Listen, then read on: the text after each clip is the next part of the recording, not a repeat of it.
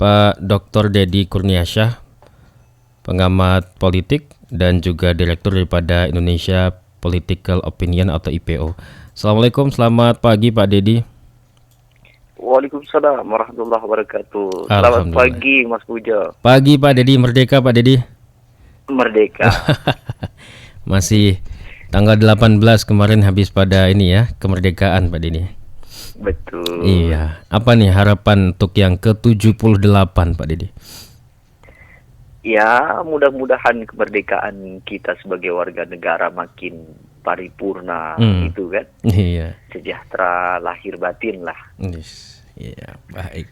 Sehat Pak Deddy ya pagi ini? Alhamdulillah Mas Puja, sehat. Terima kasih banyak Ya, kesediaannya flu waktunya. sedikit lah. Oh gitu ya. Karena memang Musim hawanya ya, musim cuacanya memang di Betul. tempat Pak Deddy juga agak lumayan dingin ya. Panas sebetulnya. Panas kalau siang, tapi pagi malam juga lumayan ya Pak ya. Iya betul. Oh iya. Baik, terima kasih banyak Pak Deddy atas waktunya. Pagi ini Pujo dari RDS FM Solo, kita bincang dengan pendengar terkait dengan berita soal kritikan daripada PDIP belakangan tanggal 15 Agustus lalu melalui Sekjen PDIP Pak Hasto yang menyebut bahwa program food estate atau program lumbung pangan yang dijalankan oleh Kabinet Presiden Jokowi ini bermasalah dan bahkan disebut secara cetol begitu oleh Pak Hasto bahwa ini bagian daripada kejahatan lingkungan. Agaknya serius ya untuk kritikan kali ini atau bagaimana ya Pak Deddy menanggapi soal kritikan PDIP ini?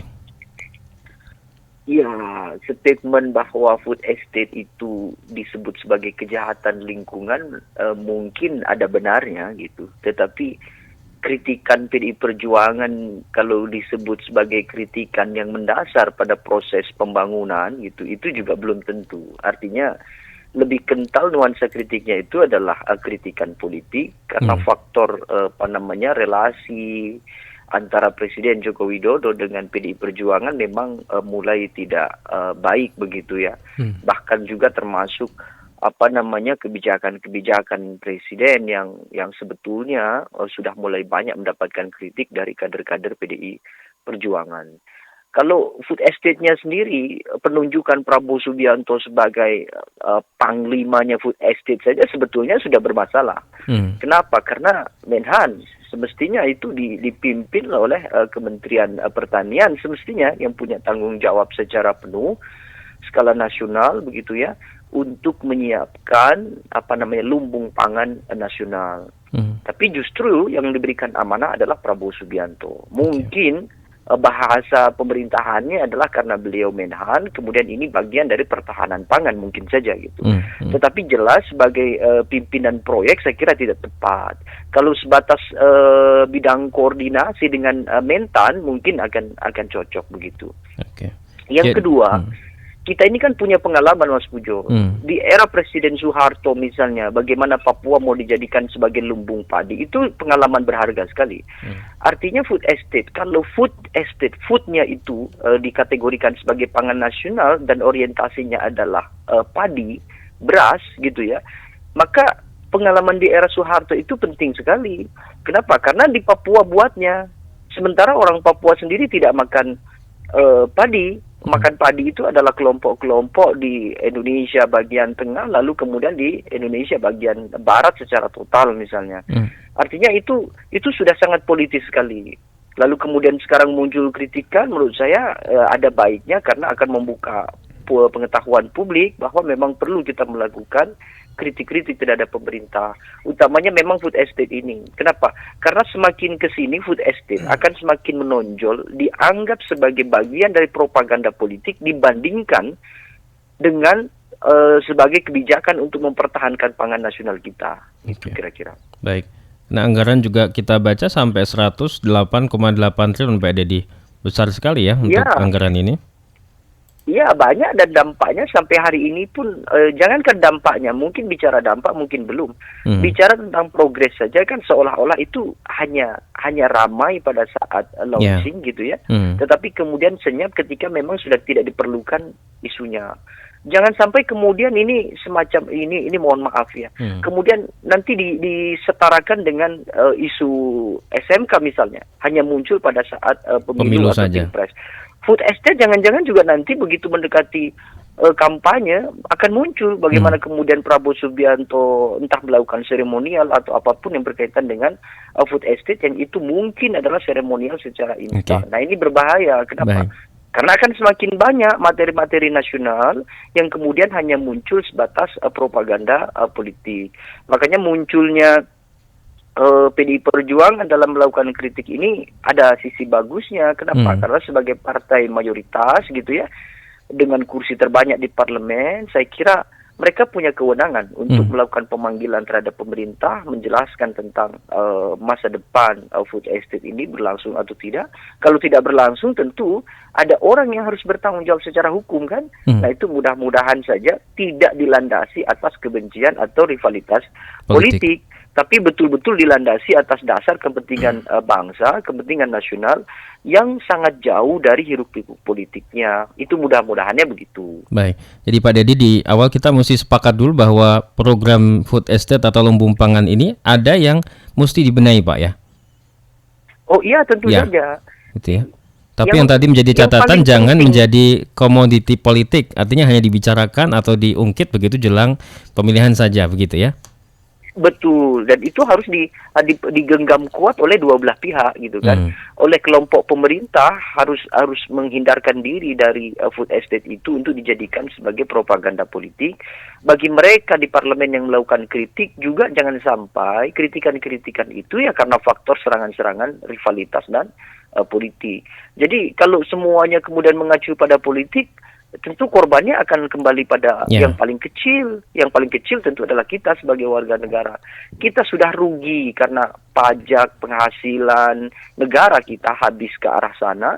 Yang kedua akan hangus sia-sia karena itu dijadikan sebagai medan konflik antar elit kepentingan kan begitu. Nah, itu dia.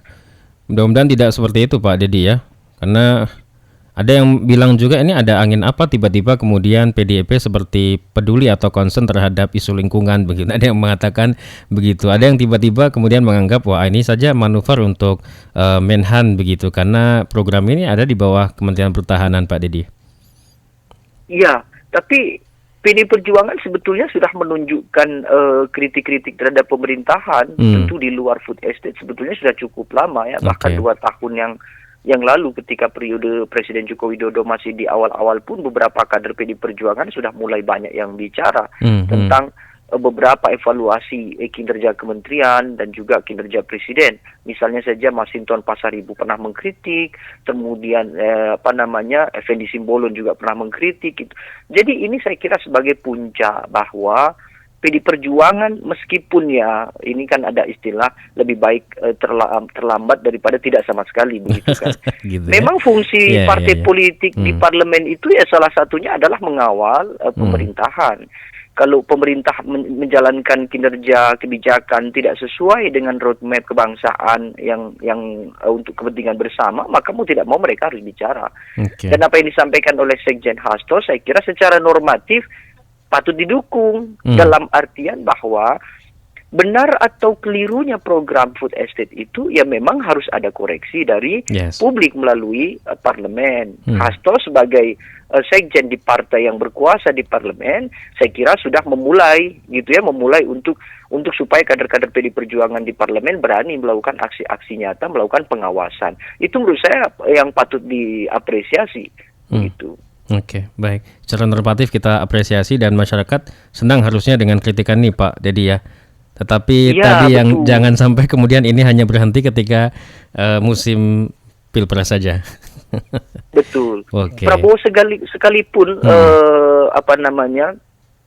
punya alasan kuat kenapa dia kemudian diberi amanah untuk memimpin food estate. Barangkali memang tadi yang pertama adalah ini mungkin dianggap sebagai bagian dari pertahanan. Food estate itu kan sebetulnya tidak diperlukan untuk hari-hari sekarang di mana situasi negara dalam kondisi baik-baik saja. Itu kan sebetulnya untuk mempersiapkan kalau terjadi krisis. Nah, kemarin ada masa pandemi itu mungkin semua negara-negara di Eropa, negara-negara barat, termasuk negara-negara timur begitu, terdampak betul dengan kondisi pandemi itu. Nah, Indonesia sayangnya gitu ya, bukan sayangnya ya, beruntungnya Indonesia dengan kondisi kita sekarang, kita tidak mengalami itu yang namanya kekurangan bahan pangan begitu kan, stok kita melimpah.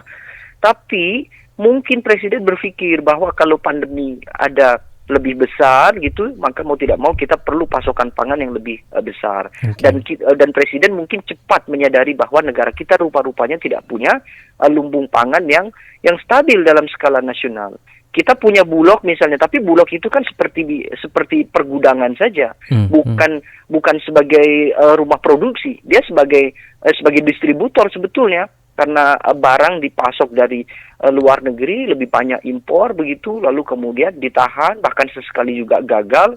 Gagalnya tentu karena mungkin pasokan dari petani lokal yang melimpah sehingga impornya juga tidak terpakai begitu. Nah, food estate itu dari sisi ide bagus, hanya saja kalau kemudian itu muncul tergesa-gesa, tidak ditimbang dampak sosial dan politiknya, belajar dari pemerintahan di era Soeharto, karena era Soeharto sudah pernah membuatnya begitu ya, dan gagal, itu semestinya memang kita perlukan. Makanya kemudian food estate harus didukung dalam artian ini menyelamatkan generasi bangsa kita dari krisis pangan ke depan gitu ya. Tapi sisi lain juga perlu kita kritik karena dia akan sangat menggunakan anggaran yang cukup besar dan jangan sampai juga gagal lagi karena kita sudah pernah kira-kira begitu. Kira-kira begitu, Pak Dedi. Ini juga soal penunjukan tadi penjenengan sampaikan ini ada hal yang bermasalah meskipun tadi kalau kita bicara lumbung pangan itu tidak hanya sektor pertanian saja, tapi itu masuk juga bagian di bidang pertahanan kurang lebih begitu. Jadi penunjukan ini semata-mata memang karena ada alasan bahwa Presiden lebih nyaman agar proyek ini ditangani oleh Kemenhan atau bagaimana Pak ya untuk soal politik ini? Ada nuansa-nuansa endorsement politik saya kira. Karena kalau dilihat dari penunjukannya ini kan kita bisa lihat nih ritme Presiden dalam memberikan amanah. Presiden pernah memberikan amanah secara terus-menerus kepada Golkar, misalnya Erlangga Hartarto sebagai presidensi G20, kemudian juga sebagai kepala atau ketua KCPPEN, Golkar semua, lalu kemudian beralih ke Luhut Binsar Panjaitan, juga terus-menerus Luhut. Lalu tiba-tiba food estate bergeser ke Prabowo Subianto dan hanya itu. Mestinya itu ada di Mentan ya, Pak SYL. Iya, sementara secara umum pangan kita mestinya menjadi tanggung jawab Mentan, Syahrul Yassin Limpo, tapi rupa-rupanya adalah Prabowo. Jadi penunjukan itu jelas sekali punya dua nuansa. Nuansa pertama, Presiden dalam menunjuk atau memberikan amanah kepada kabinet begitu ya, itu dilihat dari soal kedekatan Presiden dengan tokoh tersebut secara personal. Ini terbukti bagaimana Presiden dekat pada Erlangga Hartarto, Presiden dekat dengan Luhut Binsar Panjaitan, dan memang akhir-akhirnya kemudian dekat dengan Prabowo Subianto. PDI Perjuangan sama sekali tidak pernah diberikan tugas-tugas yang spesifik, tugas-tugas tambahan, tidak pernah. Partai-partai yang lain juga tidak pernah, begitu kan? Jadi memang Presiden bahkan dulu sempat dijuluki sebagai ketua umumnya Partai Golkar karena banyak memberikan amanah kepada Golkar. Saya baru tahu ini, Pak. Jadi PDIP justru malah tidak begitu banyak membidangi untuk program pemerintah, Pak ya? Tidak. PDIP hanya menerima porsi tanggung jawab sejak awal sampai hari ini, tidak banyak perubahan. Tetapi partai yang lain mendapatkan tambahan-tambahan khusus. Saya kira itu penting menunjukkan Presiden memberikan endorsement secara khusus. Nah, Prabowo saya kira ini punya kaitan bahwa memang Presiden punya kedekatan, itu yang pertama. Yang kedua, Presiden punya harapan bahwa Prabowo jangan-jangan memang sudah dirujuk atau direferensikan oleh Presiden sebagai penerus beliau ke depan. Setidaknya ini sebagai upaya untuk mengkampanyekan, kira-kira gitu. Makanya ini penting bagi Prabowo. Kalau sampai food estate itu gagal, itu juga akan bisa jadi sandungan, kira-kira begitu. Buat Jokowi juga. Buat Jokowi juga. Jadi ini pisau bermata dua nih ya, serangan dari PDIP ini sebetulnya ya. Kalau tadi bicara soal programnya Pak Dedi, ini disebut gagal begitu ya, dan berulang juga ini dibantah juga bahwa ini terlalu jauh kalau mengatakan gagal. kalau kita lihat daerahnya banyak sekali yang dijadikan sentra pangan ini atau lumbung pangan. Sumatera Utara sebut saja, kemudian Kalimantan Tengah ini yang tadi kita beritakan di awal, katanya singkong itu ukurannya seperti ini Pak Dedi, jadi seukuran wortel tumbuhnya, nggak bisa besar karena lahannya gambut. Kemudian NTT dan Papua Selatan ini memang tadi jangan sebutkan tergesa-gesa, tidak matang kajiannya. Ini ratusan triliun loh Pak. Jadi bagaimana ya itu ya? Ya, ya itu tadi yang sudah kita diskusikan, bahwa sebetulnya kan para elit itu tinggal belajar saja di era Presiden Soeharto. Bahwa Presiden Soeharto gagal secara total membangun food estate di Papua. Kenapa? Karena banyak faktor, mulai dari wilayahnya yang tidak cocok dengan yang ditanami, sampai kemudian situasi masyarakatnya yang juga tidak punya pengalaman untuk menanam padi salah satunya misalnya, sehingga harus mendatangkan sumber daya dari Pulau Jawa dan segala macam. Begitu orang-orang Jawa secara serentak banyak ke sana, tentu terjadi kecemburuan sosial. Nah, hari ini itu bisa direplikasi. Bagaimana kemudian food estate itu harus mengikuti pola-pola yang kesesuaian secara sosial juga dari sisi geografisnya. Kita ini kan punya perguruan tinggi, bahkan kita punya perguruan tinggi yang secara khusus membidangi pertanian. Kalau sampai itu gagal sebetulnya ya, secara tidak langsung mereka mesti malu itu. Rektor IPB University, Profesor Arif Satria, saya kira perlu juga ikut campur dalam urusan ini gitu. Kenapa? Karena ini nama baik tidak hanya persoalan Presiden Joko Widodo atau Prabowo Subianto. IPB ikut bertanggung jawab karena IPB adalah satu-satunya universitas yang namanya saja sudah pertanian. Kira-kira kan gitu. Apa nanti kata dunia kalau kemudian kita gagal untuk pertanian, sementara kita punya kampus pertanian, kira-kira gitu. Dan ngomong-ngomong Pak Dedi, sejauh ini seberapa tahu ya soal progres lumbung pangan kita itu? Saya juga belum begitu tahu, cuman seringnya berita gagal gitu. Cuman sejauh ini apakah ada informasi Pak Dedi untuk soal itu? Ya, yang pertama kalau dibilang gagal mungkin belum, karena itu kan program tidak memiliki durasi selesai kan. Program itu akan terus berlangsung. Tetapi potensi kegagalannya ada. Kenapa? Karena terbukti sejak awal di launching, dideklarasikan sampai hari ini, semestinya per hari ini harusnya food estate itu sudah menyumbang pasokan bahan pangan yang mereka buat. Misalnya salah satunya adalah tepung, kemudian padi, beras dan segala macamnya. Tapi hari-hari ini kita masih lihat kekisruhan tentang impor pangan. Itu satu hal bahwa penanda kuat food estate tidak akan bertahan. Tidak mungkin mereka bertahan hanya dengan subsidi pemerintah terus-menerus. Artinya apa? Yang dijadikan subsidi itu lebih baik untuk membina mitra-mitra pertanian kita yang ada di luar negeri, akan jauh lebih efisien dibandingkan dengan membuat lahan sendiri tetapi gagal. Kira-kira akan begitu. Kalau dilihat dari durasinya, saya kira mungkin sebagian orang yang terlalu percaya diri sudah berani menyatakan gagal. Tapi berhubung karena program food estate itu tidak memiliki durasi, jadi ya mungkin dalam tahapan masih bisa diselamatkan. Meskipun secara logistik itu sudah merugikan sekali biaya negara. Sudah dipakai Pak ya, itu ya sudah berjalan juga ya. Betul. Oke. Dan tidak ada audit sama sekali. Nah itu yang cukup meresahkan bagian keduanya kan itu. Tidak ada audit Pak. Ya artinya sampai sekarang kan tidak ada laporan-laporan yang menunjukkan bahwa berjalannya food estate. Dan memang Kemenhan itu salah satu kementerian yang menurut saya menjadi anak emas untuk di kabinet sekarang. Anggaran terbesar gitu ya. Kemudian ada tambahan anggaran di luar kebutuhan pertahanan yang juga ternyata lebih besar dibandingkan dengan anggaran-anggaran yang di kementerian yang lainnya. Baik. Ini jadi tanda tanya juga Pak Dedi ya. Kembali ke tadi di awal sebelum Pak Hasto ini menyampaikan soal food estate, ia juga sempat dimintai tanggapan soal temuan PPATK, ada dana hasil kejahatan lingkungan Pak Dedi yang 1T itu mengalir ke parpol untuk pemenangan pemilu. Kemudian dikaitkan sama kebijakan food estate yang ternyata katanya disalahgunakan oleh partai yang Pak Hasto juga nggak menyebut juga, cuman katanya dari hasil kemudian hutan tentu ditebang habis ya.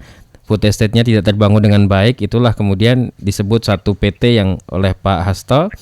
Ini perlu dicek lagi begitu. Jadi kayaknya memang Kalau PDIP punya senjata khusus ya untuk serius untuk di Pilpres nanti soal food estate ini sebagai ganjalan begitu. betul. Nah, ini kan masalah kita sebetulnya. Ya bukannya saya meremehkan apa yang disampaikan oleh PDI Perjuangan begitu ya. Tapi isu-isu lingkungan itu secara politik tidak berpengaruh banyak.